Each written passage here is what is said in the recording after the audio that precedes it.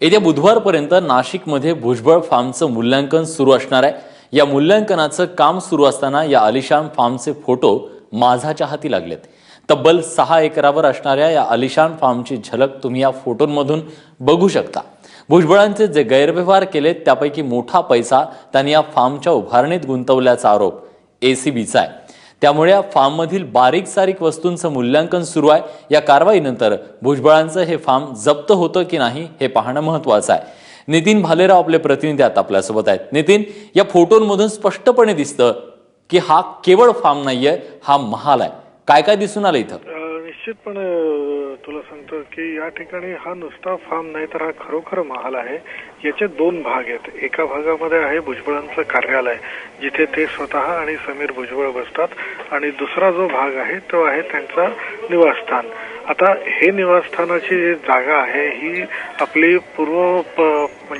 पूर्वजांकडनं आली असल्याचा भुजबळांचा दावा आहे, आणि तो खरा आहे, त्याच्याबद्दलही कोणालाही शंका नाही। परंतु त्याच्यावर जो उभारलेला हा फार्म हाऊस आहे हा मात्र प्रचंड आलिशान असल्याचं सांगितलं जात आहे। त्याचे फोटो व्हायरल झालेले आहे, ज्याच्यामध्ये अगदी भुजबळांच्या बेडरूम्स, त्याच्यानंतर त्यांचं डायनिंग टेबल, त्याच्यानंतर जाकुझी, हे सगळं त्याच्यात दिसतंय। आणि जे फोटो व्हायरल झालेत ते प्रचंड आलिशान फार्म असल्याचं हे सगळं दाखवत आहेत। मुळातच नाशिककर किंवा बाहेरच्या लोकांच्या दृष्टीने भुजबळ फार्म हा तसा औत्सुक्याचा आणि आकर्षणाचा भाग होता, कारण तिथे जायला कोणालाही मनाई होती। परंतु या एसीबीच्या धाडीनंतर मात्र अनेकांनी तिथे हजेरी लावली, ते पाहिलं वैभव, आणि अक्षरशः त्यांचे डोळे दिपले। मात्र जे भुजबळ समर्थक आहेत, आमदार जयंत जाधव यांनी मात्र या सगळ्याचं खंडन केलंय। त्यांचं म्हणणं आहे की हे जे फोटो आपल्या हाती लागलेले आहेत हे फोटो